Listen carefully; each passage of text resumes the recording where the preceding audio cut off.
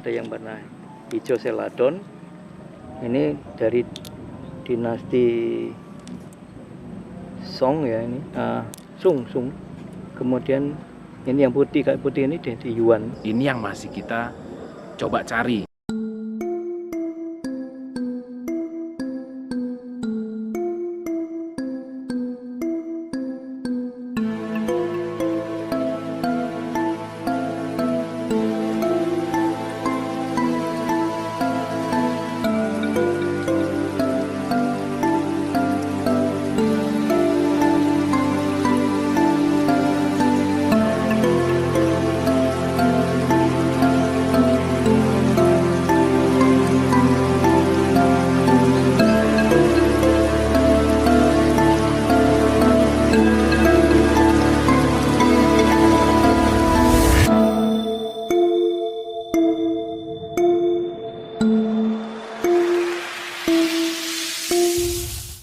Kalau ini sebenarnya ya ini tadi saya jalan-jalan mengelilingi Yoni Klinterjo karena memang sudah kami rapikan semua sisinya, dan ini saya mendapatkan di sekeliling itu pecahan-pecahan keramik asing ini, dan karena konteksnya adalah dengan bangunan suci, ya sangat mungkin ini adalah pecahan-pecahan keramik yang dulu benda-benda dipakai untuk kepentingan ritual di sini. Dan ini menarik sekali karena ada berbagai unit ya. Jadi ada yang tipis ini bagian dari semacam mangkuk kecil begitu. Tapi ada yang seperti ini. Nah, ini mempunyai bibir lebih luas. Nah, ini juga semacam wadah. Kita tidak tahu ini wadah untuk apa. Nah, kemudian juga ada yang ini tebal begini ini. Nah, tentu ini merupakan semacam cawan ya. Cawan dan agak besar ukurannya.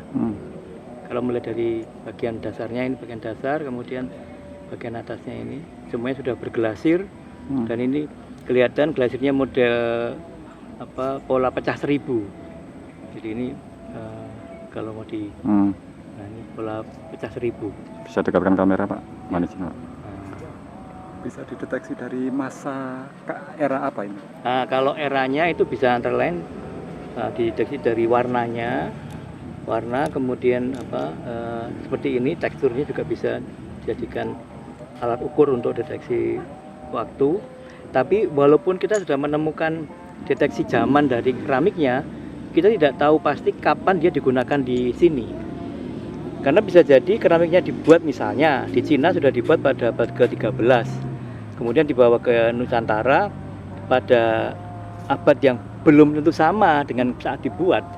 Jadi mungkin di sini dipakainya lebih muda usianya. Kalau ini dari masa? Kalau ini antara lain ini yang kita lihat ini ada yang warna hijau seladon. Ini dari dinasti Song ya, ini Sung. Kemudian ini yang putih, kayak putih ini dari Yuan. Jadi sekitar abad 13 Masehi. Ya, artinya 13-14 Masehi itu adalah masa ketika kehidupan Majapahit.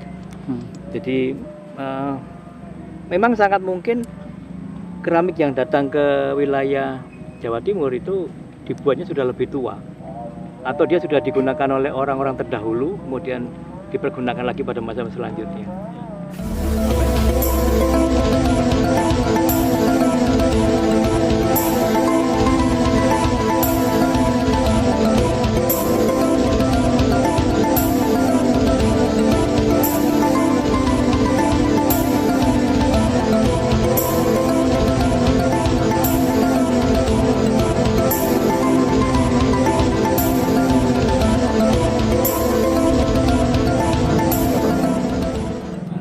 Ya, ini bagian dari data yang akan kita kaji nanti untuk mendukung terkait dengan upaya membuat narasi bagaimana pemanfaatan dari Yoni Klinterjo sendiri. Jadi kita coba nanti kaitkan, kalau sudah ketahuan pertanggalannya, nah kita juga ingin tahu bentuknya ini apa saja misalnya gitu. Jadi kita bisa bicara macam-macam bentuk wadah yang digunakan atau yang punya hubungan dengan Klinterjo ini.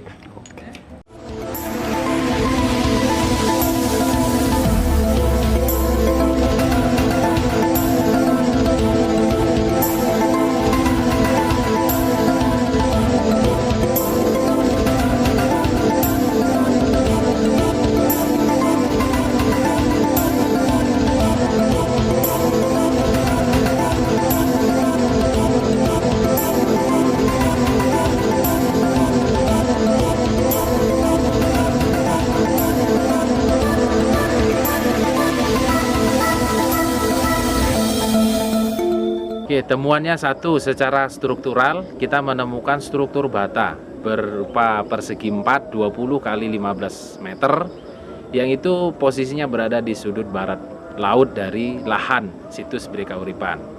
Itu adalah temuan yang spektakuler kita anggap karena menginformasikan salah satu struktur yang berada di ruang inti.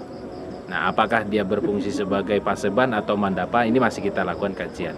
Lalu yang menarik adalah di sudut barat daya dari bangunan atau persegi tadi itu ada semacam anomali ataupun identifikasi struktur yang mengarah pada gapura. Ini merupakan salah satu petunjuk yang sangat penting, yaitu sebagai penguat kita bahwa memang kita memasuki pada area sakral atau halaman 3. Itu adalah temuan kita yang sangat-sangat spektakuler di tahap keempat dari ekskavasi Bere Kahuripan. Lalu secara artefaktual kita memang mendapatkan beberapa temuan tapi tidak begitu memberikan informasi yang melebihi dari temuan sebelumnya. Jadi sebatas gerabah, sebatas temuan genteng, lalu beberapa wadah ya. Nah, dan ini sudah kita temukan pada ekskavasi 3 tahap sebelumnya. Jadi yang akan kita lakukan berikutnya adalah bagaimana kita mengejar struktur yang berada di sisi baratnya lagi. Artinya kita masih ada PR nih. Ada 2 halaman yang harus kita kejar, yaitu Madya dan Jaba, yang belum kita bisa pastikan posisinya. Namun anomali itu sudah terlihat, yaitu ada struktur melintang utara selatan kurang lebih sekitar 100 meter ke barat. Ini yang masih kita coba cari, apakah dia merupakan batas halaman 1 dan 2 atau dia menjadi pola keruangan tersendiri. Jadi akan kita lanjutkan ekskavasinya di tahap berikutnya tahun 2022. Mudah-mudahan kita bisa mengidentifikasi halaman berikutnya, yaitu halaman Madya paling tidak. Syukur-syukur kita bisa menjustifikasi 1 halaman lagi, yaitu halaman Jaba yang berada di sisi paling baratnya lagi. Kesimpulannya adalah kita menemukan satu konteks keruangan, yaitu ruang sakral, ruang halaman 3, yang dipisahkan dengan dinding atau tembok, yang kita bisa pastikan itu nanti kalau kita sudah menemukan struktur gapuranya. Artinya itu menjadi pembatas. Kami pikir itu sudah cukup besar temuannya karena akhirnya konteks keruangannya bisa terlihat, yaitu konteks keruangan sakralnya. Nah, PR berikutnya itu baru kita menemukan konteks keruangan Madya maupun yang Jabanya tadi.